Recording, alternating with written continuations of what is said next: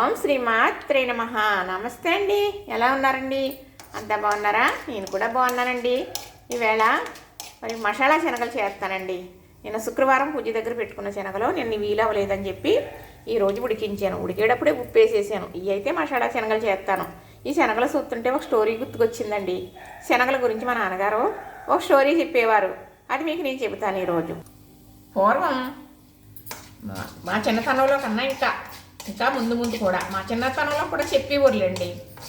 మరి ఏంటంటే ఇప్పుడు రామాలయం శివాలయం ఉంటుంది కదా, ఆ గుడి దగ్గర చక్కగా మరి హరికథని బుర్రకథని చెప్పేవారు అన్నమాట. వచ్చి దాసుగారు ఎక్కడి నుంచో వచ్చేవారు హరికథలు చెప్పడానికని. వచ్చి ఒక 10 రోజులు ఒక వారం రోజులు ఉండేవారు అన్నమాట అండి. ఉండి ఇప్పుడు మొదలు పెట్టారనుకోండి కథ, హరికథ, వారం 10 రోజుల నాడు ముగించేవారు. రోజు బిట్ల కింద చెప్పేవారు. ఇప్పుడు మనం సీరియల్ చూస్తున్నాం కదా, బిట్ల కింద. ఈవేళ చూసిన రేపేమవుతుందా అని చూస్తాం కదా. అలాగా దాస్ గారు రేపేం చెబుతారు, హరిదాస్ గారు ఈరోజు హరికథ ఇలా చెప్పారు కదా అని అప్పుడు మంచి మంచి కథలు రాముడు గురించి కృష్ణుడు గురించి రకరకాలుగా చెప్తూ ఉండేవారు అన్నమాట. అంటే ఒక ఊళ్ళోని చెబుతున్నారటండి. చెబుతుంటే మరి ఆవిడ భార్యను పంపించట్లేదంట, ఆయన వెళ్ళటర్లేదంట. భార్య భర్తలు ఇద్దరు ఉంటారంటండి ఇంట్లో. అయితే వెళ్ళటర్లేదు.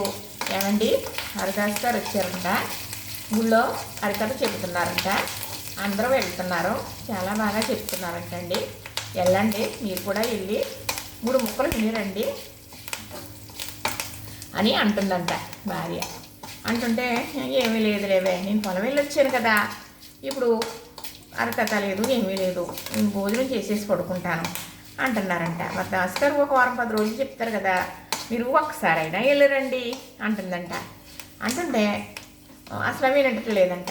సరే మీరు శనగలు తెచ్చుకోండి, నేను గుగ్గిళ్ళు చేసి ఇస్తాను, అదేనండి ఉడకబెట్టి తాలింపు పెట్టిస్తాను అని.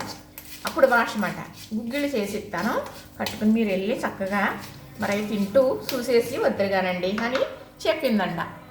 సరేనండి, ఆయన శనగలు తెచ్చుకున్నారు కదా, ఇప్పుడైతే గుగ్గిళ్ళు చేసేసింది చక్కగా.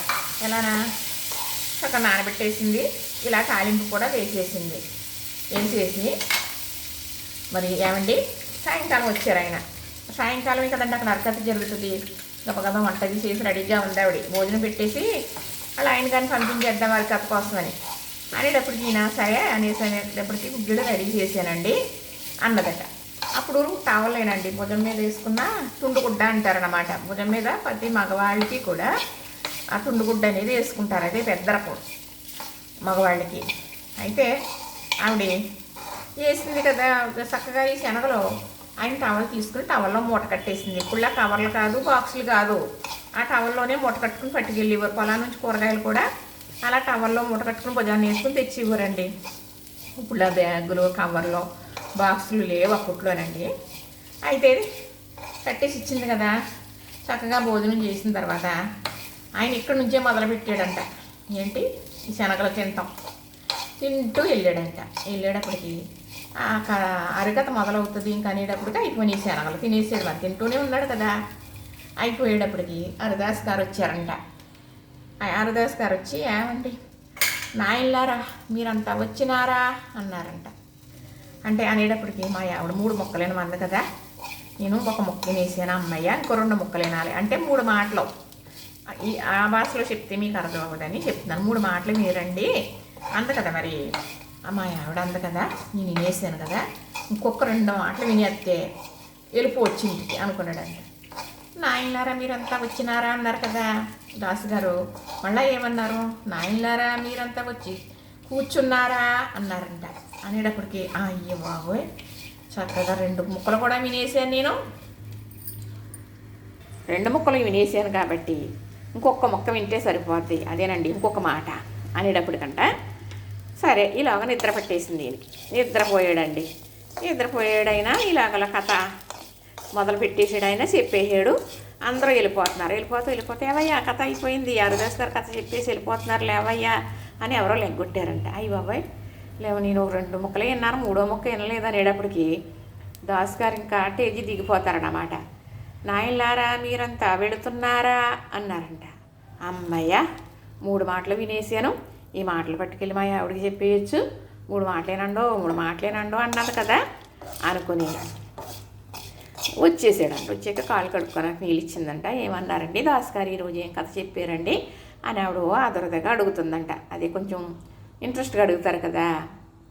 ఏమున్నది అనేసి, నాయనలారా మీరంతా వచ్చినారా అనేటప్పటికి వీళ్ళింటికి దొంగతనం చేయడానికి దొంగలు వచ్చి వాళ్ళ కిటికీ దగ్గర నుంచున్నారంట. ఆ నుంచోటం ఇతని భార్య గమనించింది కదా. అలా చూస్తూ అలా ఆయన గారు చెప్పే మాటలు వింటుంది, హరిదాస్ గారు చెప్పిన మాటలు. ఆయన ఏమన్నాడు, నాయనలారా మీరంతా వచ్చినారా అన్నారు కదా దాస్ గారు, అదే చెప్పాడు. ఈ కిటికీ దగ్గర ఉన్న దొంగలు అయ్యి బాబాయ్ మనల్ని చూసేసినట్టున్నాడో, నాయనలారా మీరంతా వచ్చినారా అంటున్నాడని వాళ్ళు మెల్లగా కూర్చున్నారంట కిటికీ దగ్గర కింద. రెండో మాట ఏమన్నాడు ఆయన, నాయనలారా మీరంతా వచ్చి కూర్చున్నారా అన్నాడంట. అయ్యే బాబాయ్ నిజంగానే చూసేసాడు, మనం వెళ్ళిపోవాలని లేచి మెల్లగా ఒక్కొక్కళ్ళు అడుగులు అడిగేసుకుంటూ వెళ్ళిపోతున్నారంట. వెళ్ళిపోయేటప్పటికి ఆవిడ గమనించింది, ఈయన చెప్పడం వింటుంది కానీ వాళ్ళు వెళ్ళిపోతున్నారా నుంచున్నారా చూస్తుంది భార్య. నాయనలారా మీరంతా వచ్చి వెళుతున్నారా అనేటప్పుడు చూసేసాడు, తలుపు తీసుకుని వచ్చే పట్టేసుకుంటాడు మనల్ని ఒకటే పరుగులు అంకించుకున్నారంట. అప్పుడు చెప్పిందంట భార్య, ఏమండి చూసారా, వెళ్ళి మంచి మాటలు వినడం వల్ల అవి మనకు ఉపయోగపడినవి, ఇలా జరిగింది, దొంగలు వచ్చారు మన ఇంటికి, మన ఇల్లు దోసిద్దరు, ఈ టైంలో నిద్రపోకుండా కథకెళ్ళి వచ్చిన వల్ల మీరు నిద్రపోకుండా ఉన్నాం.